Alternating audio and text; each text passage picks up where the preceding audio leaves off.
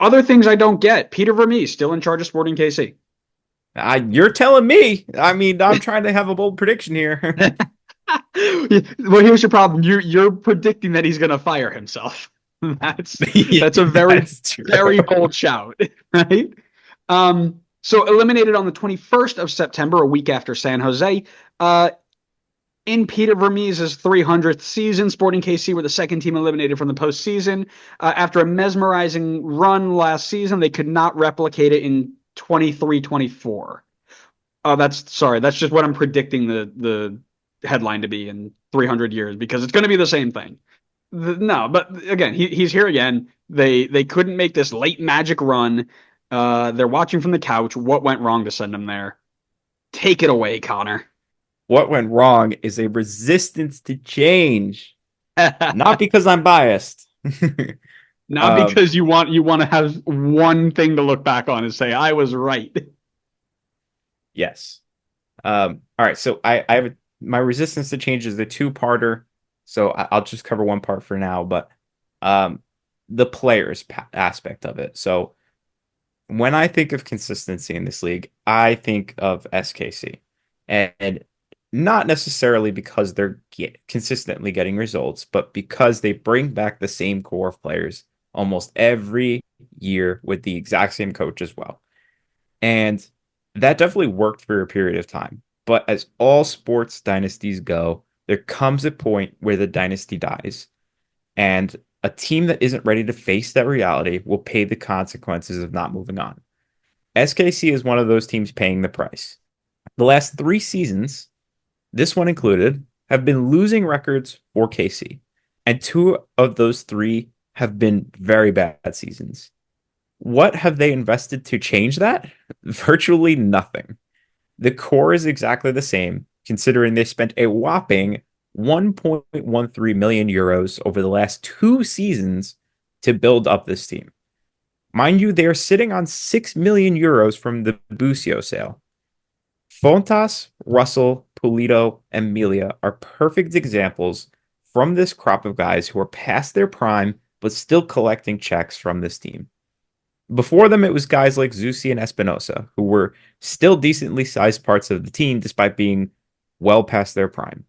They need to be willing to make changes in this team and try out new players and try out new systems and tactics because it's getting stale. They're getting figured out. And now they're 3 seasons on the bounce of losing seasons. And I know last year they made a little bit of a run, but they got lucky they had this expanded playoffs. Otherwise, they would not have been in that situation. So that's my part one of resistance to change. I will talk about part two in my next point. All right. Mine is not related to that at all, which is good. We have different viewpoints for the first time in a little bit. Um, I started with off the field issues, something if you listen to our last episode or as you listen to this one, there are very similar themes for teams that miss out. Usually really bad in defense, really bad in attack, combination of the two, and they've got some weird off the field issues they need to deal with. And Sporting KC is one of them, right? MLS is full of great stories, crazy playoff runs, wonder goals, off the field craziness. In Sporting KC, it was Felipe Hernandez, who was the center of attention because in September, Hernandez's contract was terminated by the league for a second offense of MLS's gambling policies. Now, we can have a conversation around how ridiculous this is when they are, like many leagues, literally sponsored by betting companies all throughout the league.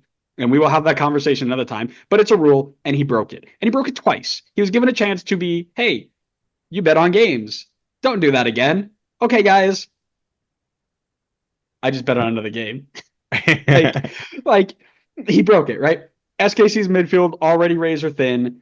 Not having him there led to them playing players out of position. And according to our friends at WhoScored.com, they used multiple outside backs, including Jake Davis, Zorhan Basong, and Marian Tizonis, all to fill the center mid position at some point. Alan Polito played as 10. Like they were so thin, and then this guy went in, got himself kicked out because he just couldn't stop betting on games, which is weird because you're getting paid like legitimate money to be there. Like you're not making pennies on the dollar here. Like I don't know what you need to bet for, but addictions are bad and people should get help. But he hurt them a lot by not being there in the end of the run there.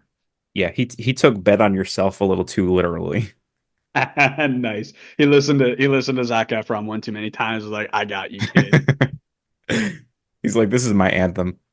All right, so part two for resistance to change is the coach. So then there's Vermees. And I am 100% biased in saying this. I will admit it because it was my bold prediction. But I'm shocked that Vermees is still at the helm. And I understand he's had a ton of great moments in charge of SKC, but the last three seasons have been losing seasons, and the team big time regressed from last year. They need something new, and I don't think Vermees is going to bring that. And reminder that Vermees had major say in transfers over the years, so only he can be to blame for the current state of this team right now.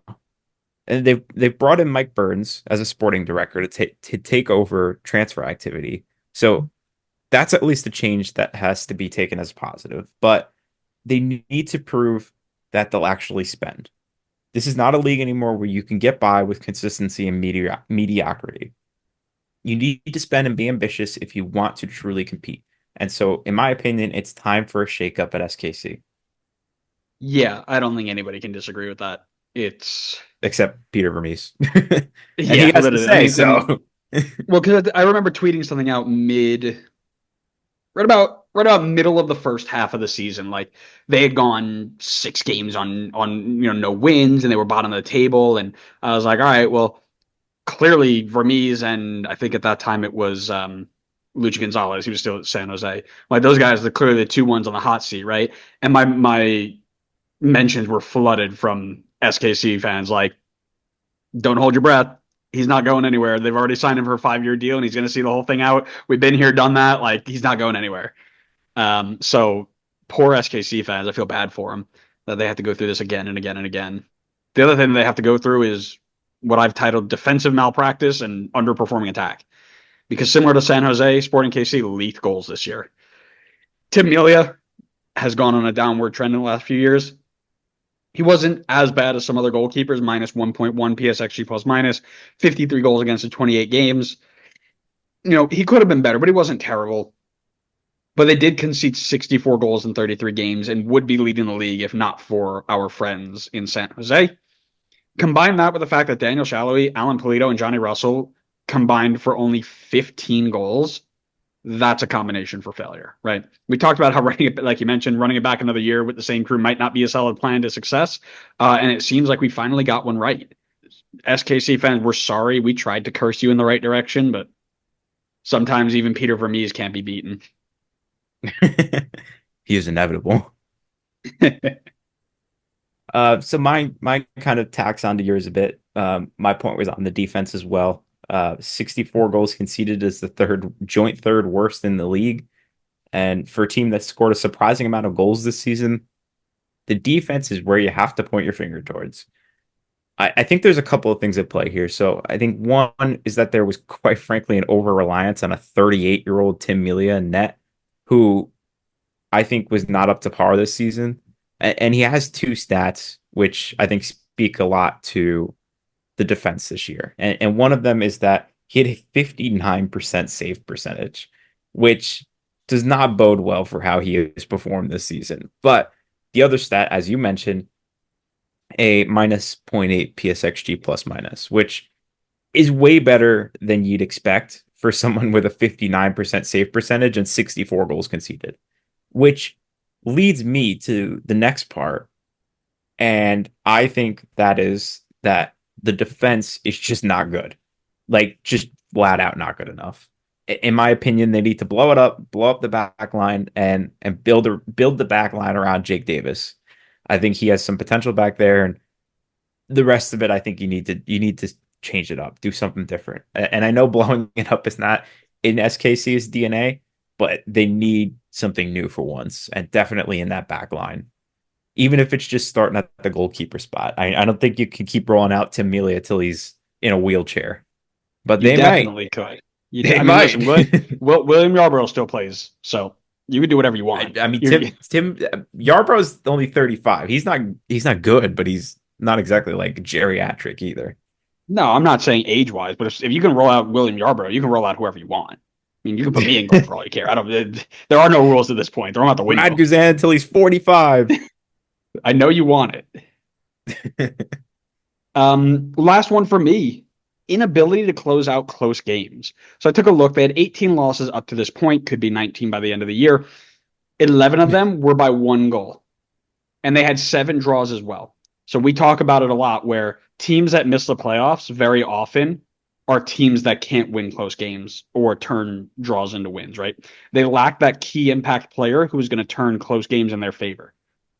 You turn half the draws into wins and half the losses into draws. You're not top of the conference, but you're competing at the bottom of the playoffs. You're still in it, right? You're still close. And that's something that I think is going to be a key for their transfer policy this year is a game-changing 10. They really didn't have one since Gotti Kindo left, and I think he was the last one that we had that was like, oh, he's going to be good.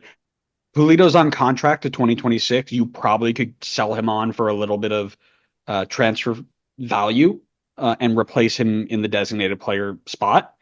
Or you can run it back and give him somebody to actually create. But either way, dropping him into the 10 and running Willie Agata up there, clearly it didn't work the first time, and maybe you need to just rotate them out together. Eric Tommy's doing a lot from the 8, but I think it'd be better if you can combine him with somebody at the 10 role whose just only job is to create. Um, and honestly, Johnny Russell's getting up there in age. You might not see him around very much because They're his all contract's up at the end of the year. they're all up Like there in you, age. yeah, you may That's see the a very problem. new look. Fingers crossed, you may see a very new look SKC. Yeah, good That luck being with that said, one, buddy. I'm about to say that being said, I'm waiting to open up Twitter tomorrow and be like, Johnny Russell, 8-year extension. See you in 2032, boys. Like, Johnny Russell to take over for Peter Vermees when Peter Vermees retires. yeah, Peter Vermees sitting there is like, all right, guys, I know what to do. Don't worry. Keep me at the sporting officer role. I'll replace myself with somebody who knows this team inside and out. Yeah.